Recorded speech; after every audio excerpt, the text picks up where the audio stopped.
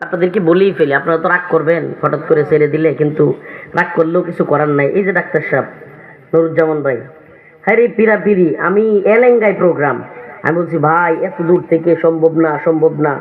শেষ পর্যন্ত আমি জানিও না, মনে হয় মামার সাথে ডিল করে এই প্রোগ্রামটা নিছে।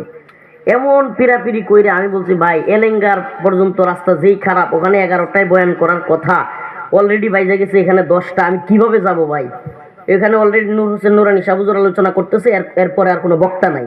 আপনি চিন্তা করতে পারেন এর চাইতে 2 গুণ বেশি মানুষ ওখানে অপেক্ষা করতেছে। তো এই যে পজিশন, এর মধ্যেও ডাক্তার সাহেব মানেই না। একবার চিন্তা করলাম আচ্ছা ঠিক আছে, অন্তত এই বছর একটু সাক্ষাৎটা করে আসি। যেই মানুষগুলো একটা সময় গিয়েছে আওয়ামী লীগের সময়, এরা আমাদের উপর এত জুলুম করেছে, এত অত্যাচার করেছে, যে এখানে আইসা খাওয়া দাওয়া করছি ডাক্তার সাহেবের বাসায়, এখানে আইসা দাঁড়ায় আছি যে একটু কথা বইলা চলে যাব, এইখানে পুলিশ আইসা বাধা দিয়ে দিচ্ছে। আপনাদেরকে আজকে একটা কথা জানাই দিই, আমি জানি না ডাক্তার সাহেবরা রাগ করবো কিনা, কিন্তু বলতে হয়। ওই দিন কিন্তু আমি ফিরা যাওয়ার বান্দা ছিলাম না, আমি কিন্তু পুলিশ টুলিশ নামাই না, এখানে আসতাম বয়ানও করতাম। কিন্তু ডাক্তার সাহেব আমারে গিয়ে আড়ালে কয় হুজুর সর্বনাশ হয়ে যাবো, বাড়ি ঘরে থাকতে পারবো না হুজুর। হুজুর আপনি যদি এখন জোর করে উঠেন, পাবলিক সুবহানাল্লাহ, আপনাদেরকেও দেখছি যে জজবা ছিল সুবহানাল্লাহ, উড়াইয়া দিতাম, আমরা উড়াইয়া দিতাম এগুলো। কোথায় আজকে ওই রয়্যাল নাকি কয়, আজকে ওই রয়্যাল কোথায়? কোথায় ওই টিটিও? কোথায় আজকে হাসিনা? কোথায় কাদের? এত জালেম জুলুম করেছে, আলেমদেরকে উঠাইতে দেয় নাই, আজকে ওরা কোথায়? সব পালাইছে, ভাগছে। আল্লাহ তাআলা এদেরকে সার দিছিল, মনে করছে এর একটা কিছু হয়ে গেছে, নাউজুবিল্লাহ। কোরআনের প্রোগ্রাম বন্ধ করে দিতে চায়, কত বড় দুঃসাহস! কোরআনের প্রোগ্রাম বন্ধ করে দিতে চায় আলেমরা। আরে মিয়া, তোমার যদি রাজনীতি করার থাকে, আরেকজনের সমালোচনা করার অধিকার নাই? তোমার পছন্দ না হইলে তুমি একটা আলোচনা করবা, পর্যালোচনা করবা, কোরআনের মাহফিলে কথা বলতে দিবা না, এটা আবার কেমন কথা? বলে এটা কেমন কথা? আল্লাহ বলছে কুল জাআল হক ওয়া যাহাকাল বাতিল ইন্নাল বাতিলা কানা যাহুকা। আল্লাহ রাব্বুল আলামিন বলেছেন সত্য যখন চলে আসবে, মিথ্যা তখন পলায়ন করতে বাধ্য হবে। সত্য আসছে কি আসে নাই? সত্য আসছে, মিথ্যা পালাইছে কি পালায় নাই? এটা আল্লাহর ঘোষণা। সত্য যখন চলে আসবে, মিথ্যা পালায়া যাইতে বাধ্য হবে। আল্লাহ পাক যে ঘোষণা দিয়েছেন, সেই ঘোষণা আপনি আমি আজকে বুঝি বা না বুঝি, আগামীকালকে অবশ্যই অবশ্যই সেটা আল্লাহর কথা মতোই হবে। আমার বুঝে আসলেও আসলো, না আসলেও নাই, কিন্তু আল্লাহ যা বলছে তা কি হবেই হবে। আল্লাহ যা বলছেন তা কি হবেই।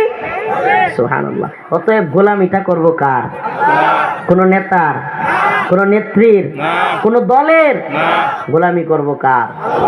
সাবধান সাবধান, এখন তো এক জালিম চলে গেছে, নতুন করে কেউ কারো উপরে জুলুম করিয়েন না। যদি মনে করেন আমাদের অবস্থান ভালো, এখন আমরাও জুলুম করব, নাউজুবিল্লাহ, তাইলে ওদের পিটানিটা আপনারাও খাওয়ার জন্য তৈরি থাকেন। খুব কারো উপরে জুলুম করবেন না, কোন মানুষের উপর জুলুম করা যাবে না। মানুষের পাশে দাঁড়ানোর চেষ্টা করতে হবে, ইসলামপন্থীদের পাশে দাঁড়ানোর চেষ্টা করতে হবে, গরিব অসহায় মানুষের পাশে দাঁড়ানোর চেষ্টা করতে হবে। আপনার রাজনীতি যদি জনগণের কল্যাণে হয়, দেশের কল্যাণে হয়, ইসলামের কল্যাণে হয়, মানুষ আপনাকে বুকে টেনে নেবে।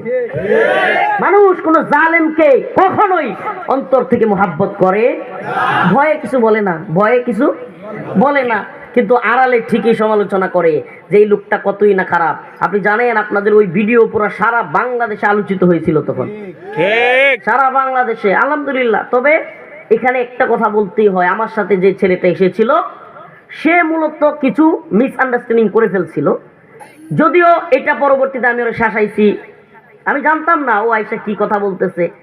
বিষয় হচ্ছে কি, স্থান কাল পাত্র ভেদে অবস্থান অনুযায়ী কথা বলতে হয়।